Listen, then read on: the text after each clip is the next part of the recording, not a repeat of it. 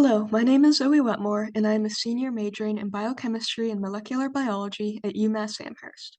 Today I will be talking to you about the molecular chaperone Hsp70 and how one particular phosphorylation site is likely altering its conformational preferences and functions.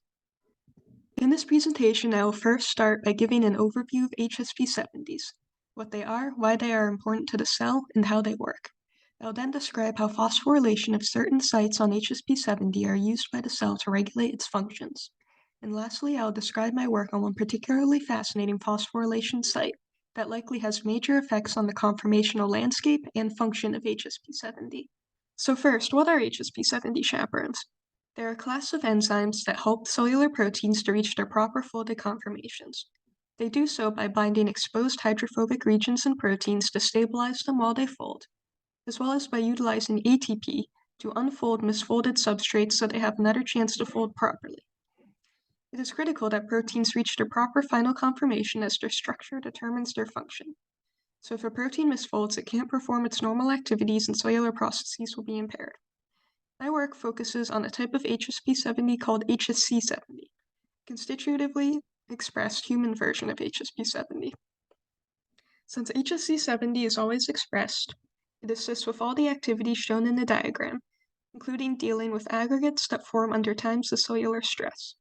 Aggregates are an amalgamation of misfolded proteins that are bound to each other, and buildup of aggregates can cause disease. An example is the protein tau, which is believed to be partially responsible for Alzheimer's disease pathology when it aggregates. Better understanding how Hsp70s work could potentially help with developing drugs for Alzheimer's or other neurodegenerative diseases. There are also many other Hsp70s, but others of particular note are DNAK, the better characterized E. coli version used for ribbon diagrams in this presentation, and HSPA1, another human isoform that is stress-inducible and thus only expressed in times of cellular stress to deal with aggregates. Regardless of the type of Hsp70, they all have a conserved structure consisting of a nucleotide binding domain, or NBD, which binds ATP and is shown in blue on the diagram. There is also a substrate binding domain, or SBD, that is divided into two parts. First, there's a beta SBD, shown in green on the diagram, that contains the substrate binding pocket, as well as an alpha SBD shown in red, which is a lid that opens and closes over the beta SBD binding site. Connecting the NBD and SBD together is a linker region shown in orange. Hsp70's abilities to bind substrates and perform its enzymatic unfolding activities are dependent on the allosteric binding of nucleotides, as shown in the figure. In the ATP-bound state, the chaperone is said to be docked since the NBD and SBD are close together and interacting. Most notably, the alpha SBD is flipped open away from the substrate binding pocket in the beta SBD and is instead interacting with the NBD. In this dock state, the chaperone can bind substrates in the beta SBD, causing the alpha SBD to close over the substrate in the binding pocket once it associates. At this point, the chaperone is considered to be allosterically active, and J-domain co-chaperones, also called J-proteins, can enhance ATP hydrolysis, such that the chaperone moves into the undocked conformation. Now the alpha SBD-beta SBD complex moves away from the NBD, fully extending the linker region that connects the two domains. In this state, the chaperone can perform its unfolding activities on the trapped substrate. Then, nucleotide exchange, facilitated by nucleotide exchange factors or NEFs, and substrate release move the chaperone back into the undocked conformation where it can bind new substrates to repeat the cycle again. As I've mentioned, I'm particularly interested in phosphorylation in Hsp70s. Phosphorylation is a type of post-translational modification that can be applied to threonine, serine, or tyrosine residues in proteins to alter their functions. As such, phosphorylation is a regulatory tool used by the cell to change protein function based on the cell's needs in the current moment. Hsc70 has 88 known phosphorylation sites, and their phosphorylation alters the allosteric cycle I mentioned in the previous slide, and the functional activities of the chaperone. For example, when T38 in Hsc70 is phosphorylated, the chaperone can better bind one of its substrates, cyclin D1, a G1 cyclin, and send it to the ubiquitin proteasome system for degradation, preventing cell cycle progression, a process that is often misregulated in cancer. Phosphorylation sites on the chaperone are so important that the pathogen Legionella pneumophilia, associated with Legionnaire's disease and shown in the rightmost picture, secretes kinases that target one phosphorylation site in Hsc70 called T495 to shut down the chaperone's allosteric cycle and dampen the cell's protein quality control processes. In both those last two examples, phosphorylation prevents J protein binding to the chaperone, which alters its functions, but not all phosphorylation sites work exactly the same. Some also alter the protein conformation by disrupting interdomain interfaces. For example, S385 and S400 are both located on the linker of Hsc70 and disrupt linker interactions with the NBD and the dock state when phosphorylated, causing the chaperone to favor the undocked state overall. I'm particularly interested in the T163 phosphorylation site in Hsc70. This site's exact biological significance is not yet known, unlike the last few examples. However, it is likely very significant in regulating the chaperone's functions, as it is located on a domain interface like S385 and S400. More specifically, as you can see in the structures of DNA-K above, T163, represented in yellow by its equivalent residue in DNA-K, is located on the interface of the NBD and alpha SBD in the dock state, while too far away to interact with any part of the SBD in the undocked state. If the T163 residue were to be phosphorylated, the addition of charge would likely break contacts the residue is having with the alpha SBD in the dock state, and drive the two domains apart such that the chaperone favors the undocked state over the dock state overall.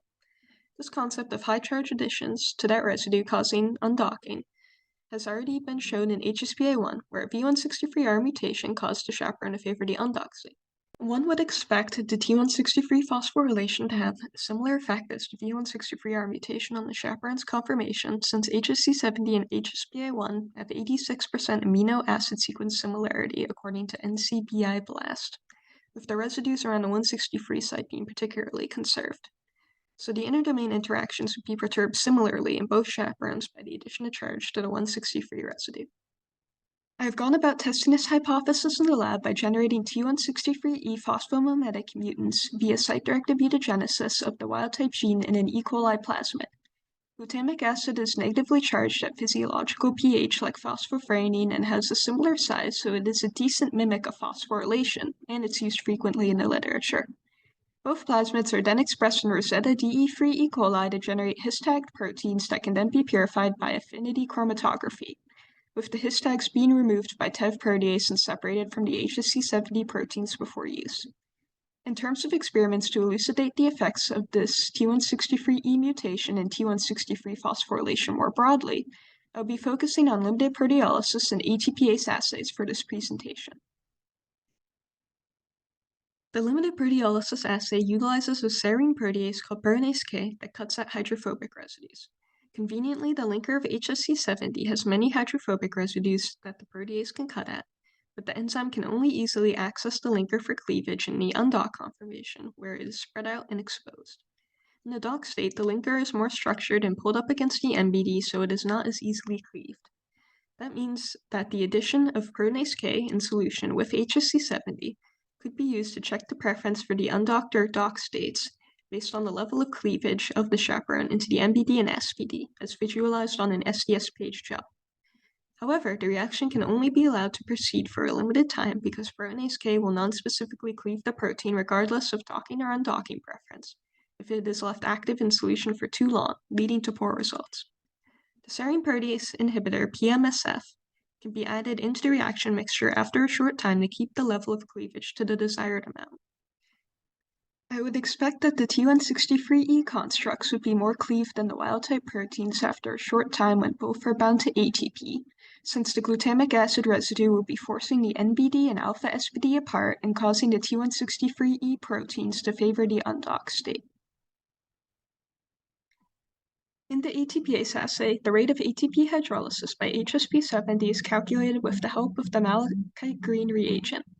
Essentially, some ATP is added in solution of Hsp70 and the ATP hydrolysis reaction is allowed to occur for a set amount of time. Then, the malachite green reagent is added, which complexes with the free phosphate released from ATP hydrolysis to turn the solution green. The more green the reaction solution looks, the more ATP hydrolysis activity there was. The absorbance of the solutions can be measured at 620 nanometers to quantify these color changes. Additionally, a phosphate standard curve is developed simultaneously to the ATPase reactions by making solutions with set amounts of phosphate, 0 to 40 micromolar, and adding the malachite green reagent. By plotting the absorbance at 620 nanometers versus the concentration of phosphate standard, a linear fit line can be applied and the amount of phosphate present in each ATPase reaction can be calculated and turned into a rate by dividing by the time the reaction was allowed to proceed. With my hypothesis, I would expect that the ATPase rate of the T163E mutants would be lower than the wild-type constructs. If the T163E proteins are favoring the undocked state, then there will be less ATPase activity compared to the wild-type, because the T163E constructs will not be able to go into the docked state as well, and thus will not be able to enter into the allosterically active conformation and hydrolyze ATP as often. I'm wrapping up the data collection for the Hsp70 K and ATPase assays currently. If you are curious to learn more about my results, make sure to drop by my panel discussion on the conference day. Lastly, I would like to thank my principal investigator, Dr. Girash, and my lab mentor, Dr. Clarica, with all their advice and help with this project, as well as former lab member Dr. Main for his work on the V163 site in HSPA1 and the allosteric Hsp70 chaperones, as his findings were crucial for the development of my own hypothesis. And I would also like to thank the rest of the Girash lab for all of their help and support along the way. Thank you for watching my presentation.